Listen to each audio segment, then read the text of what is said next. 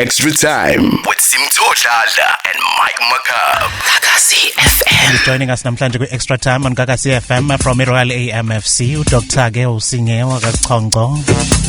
Ozokwazi to take us through ukuthi ngempela kwenzekani. Kodwa ekhaya kubo ingala phakathi nendawo impela le komsinga la iqhamuka ngakhona, and also naye kube nama challenges amaningi, but now uyakwazi ukuthi ahlale la. Ngiyakhumbula kwi-bio bubble ngalesikhathi kufika i-COVID, and uyena one of ama doctors abesiza ama players akhona kwi-bio bubble. Ingakho sesijoyina namhlanje ku-Extra Time on Kakasi FM. Dokotela, sikubingelele ku-Extra Time. Ngiyakubingelela Simtho na Uncle Mike and the listeners. Kunjani? Ngiyaphila njani? Hayi siyaphila. Mike, don't be scared. I know you're scared of doctors, but please. I don't even have my needles with me. I have to be honest. Yes. One of the most beautiful doctors I've ever seen in my life. Oh, thank you. Are you sure? 100%. Thank you. My eyes are still good. Thank you for joining us, Doc. Thank Extra you for Time. having me. But why you chose that path? La kugcwele khona thina kakhulu. Siyazi ukuthi no dokotela nibheka ngala, but when you chose ukuthi uze ngala, why? I think a lot of izinto ezenzekile when I was growing up ngikhulela eMsinga, and I was exposed to netball and football. Yeah. Those were the only two sports that I was exposed to. And ngikhula, I was more closer to Baba and my brothers than I was to Ma and my sisters. Yeah. So the only thing that made sense to me was football. Yeah. So I started watching football at a very young age. Yeah. I've got a brother who plays Ebola. By the way, Uncle Mike, I've got my uncle, he's late now. He used to be a legal advisor for the PSL, Mr. Advocate Ngubane. Okay. Yes. And that's your uncle? Yeah, that's my uncle. So football's in the blood? Yes, it is. And I'm very happy and comfortable where I am. Ow, my daughter. Tell us about it then when you decided to join the PSL. So when you go to medical school, they only tell you about certain specialities. Yeah. So there will be your surgery, orthopedics, internal medicine, pediatrics. Yeah. And it was quite difficult for me to actually understand how do I now become a sports physician. Yeah. There's a friend of mine who works for Isafa, Dr. Ngwenya. Yes, Utulani. Yeah. So Utulani and I have been friends since 2006. Yeah. So Utulani knows Uguti. I've always been like ngumchita wabo in a way. I'm his friend, so he knows Uguti. Singe is interested in this. Yeah. So it was either sports medicine or psychiatry. Yeah. And when there was an opportunity in 2020 in the bio bubble, Watutulani, try it out and see if it works for you. Here's a chance for you to try it out. And I did that. I was there for a period of 6 weeks. I did the Nedbank Cup final, which was Bloemfontein Celtic and Sundowns. I did my playoffs, and I did a lot of games also with NFD and the PSL. And then I decided this is what I want to do. I'm happier here. You know, I'm also a very active person. Office and seeing patients in the office is really not my thing. Yeah. So you decided otherwise. What are some of the challenges that you guys, especially Wenage, that you faced, especially Osebenza with sport and also Kuma teams? I think when I started, which was in 2020, number one, I look very young. Still do? I look very young, and people would always say, I remember meeting Coach Pizzo, and Coach Pizzo said to me, what are you doing here, my child? Why are you here? This is a very toxic space, and it's quite dangerous for you, and you're still very young. And I had to tell him, I'm not that young. I'm not that young. And this is what I really want to do, and luckily for me, I've got Otulani, I've called Taban and other doctors that are guiding me. But I think it's just Uguti, if you are in a space where there's a lot of males, they don't see you as a doctor, they see you as a potential girlfriend, they see you as, some see you as an object, you know, and you have to fight that. And I was fortunate enough to actually work for a team that actually protects me, that is led by a woman. Yeah. So I know that I'm safe. Yeah. You know, that sometimes I think it's going to be difficult for me in the future to actually work for another team because there's always that fear of who's going to protect me. Yeah. But where I am right now, I'm quite protected. So it's that. And it's not specifically with my team. My team understands me. I've been with them since 2020, November, December, around that time. But we get to meet other people, and obviously when they see a woman, which is very rare, you know, they see a potential somebody, you know, and you always have to fight that. But also another problem is that they tend to undermine you, you know. Umuntu wesifazane wazini ngebhola, you know, wazini ngama injuries ebhola. What do you understand about football? And you always have to prove yourself. You know, I know this is what I've been doing. This is what I want to do. Yeah. Looking at umsebenzi owenzayo, especially with our athletes as well, what has been a common injuries akhona, especially la with football? Football is a contact sport. Yeah.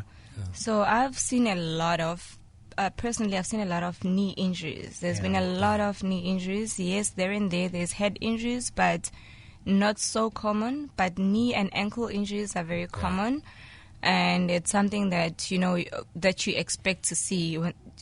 Right now, the season is starting, and I know what I'm going to have to deal with a lot of knee injuries. And I remember at some point we were having a discussion. I was having a discussion with you, and I decided that I'm going to do a research on knee injuries and rehabilitation with the University of Pretoria, because it's something that's very, very common.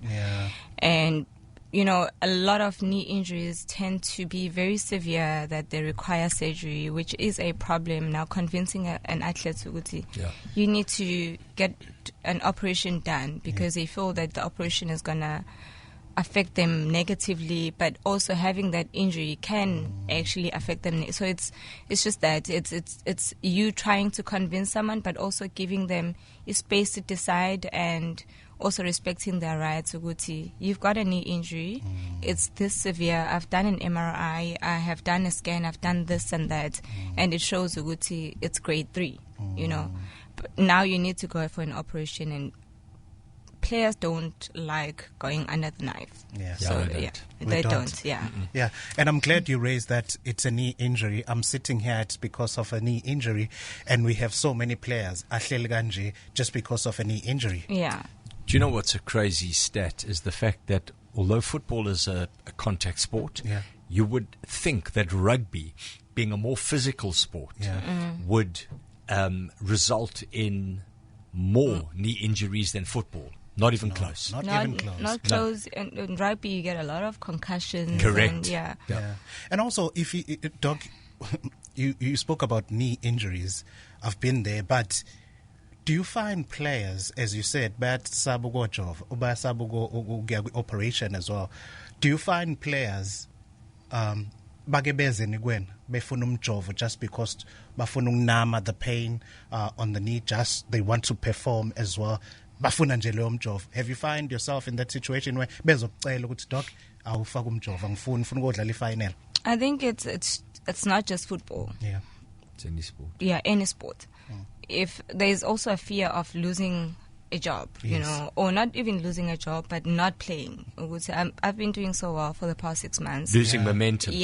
Now I've got this injury, and what if they take Uncle Mike Betty Agadlale and he does well, and the next thing I'm fine, but I'm not playing, which is also one of the reasons why they get so depressed. So you do get those questions. They ask, can you not give me something? I need to play. This final is very important to me. I need to play. And you have to sit down with them to say, if I go to a doctor and I'm coughing, and the doctor says you've got TB, so that doctor then says you need to start taking medication and you'll be off work for 2 weeks. Mina decide, no, I want a cough mixture. you know, that then you're not treating the problem. Yeah. And chances are after that cough mixture has went off, your condition is going to worsen. So it's things that you need to explain to them that the pain is not going to be there. That's fine. But the condition is not, you're not treating the condition. And chances are if you move that limb, if you move that leg, it's going to get worse, you know. So it's things that you need, because athletes are not doctors. We need to sit down with them to explain why we can't do certain things. Yeah. Do you think that enough is done to prevent potential injuries? So do you think there is enough testing done as a preventative measure in sport? I think a lot of things go into that. You know, a lot of things go into that. That includes your nutrition. Yeah. Ideally, every team should have a specialist in nutrition. You know, you should have that. And also, in terms of training, sometimes you find that, especially in the second half of the season, you tend to overtrain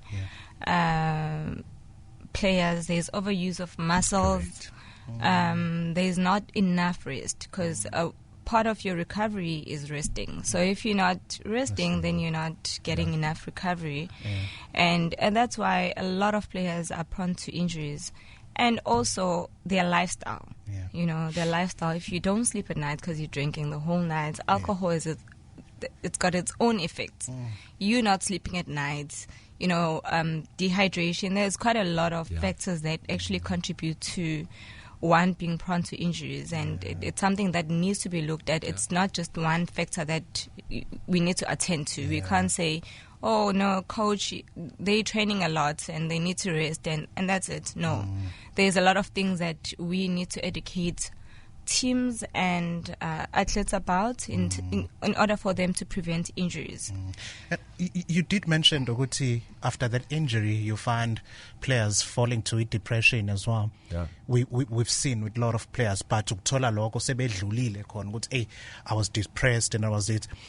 Does some injuries lead to mental health and depression as well, and also my players awakhulumi ngakho? Injuries lead to a lot of uncertainty. They're not sure if they're still going to play or not.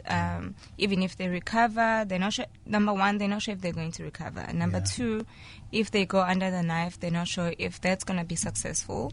Number three, they're not sure if they're still going to get game time, you know.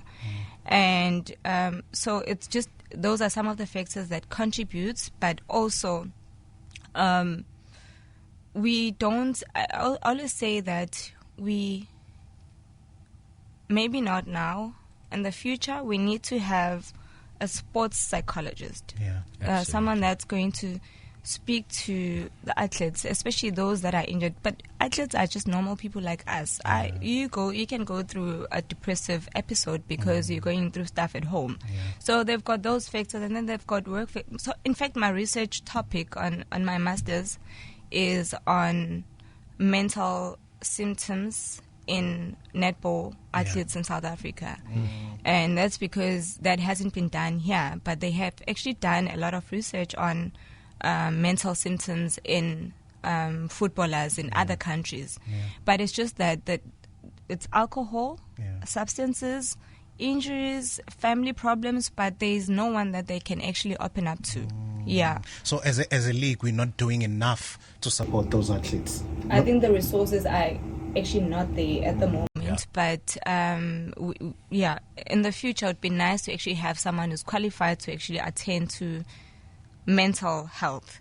You know, it helps a lot. I know quite a few players that not my players, but people that I'm close to that are referred to sports psychologists, and they're doing really, really well at the moment. It's an absolutely vital aspect of sport going forward. It's always been, but it hasn't been utilized enough in football in our country. I still think we a little bit old-fashioned in the way we think, and we look at these things as if they're westernized and they don't apply. But the truth is that mental strain and depression is reality. And that's what, by the way, that's what causes a lot of, cases of substance abuse. Absolutely. Because they tend to self-medicate. They're depressed and they're only happy when they're drunk.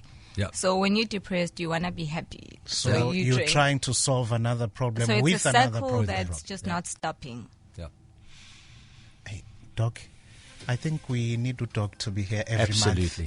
month. No, we should have a medical slot. Yes. Where we can discuss topics Injuries as well. and of interest, Yes. topics of interest on the medical side related to sport. But it's wonderful to see a young lady involved in football. There was another person who I've often given advice to, Simone Conley. Yeah. A good friend of mine. Yeah, and Simone is now, as you know, up in Saudi Arabia. She's gone. She's gone.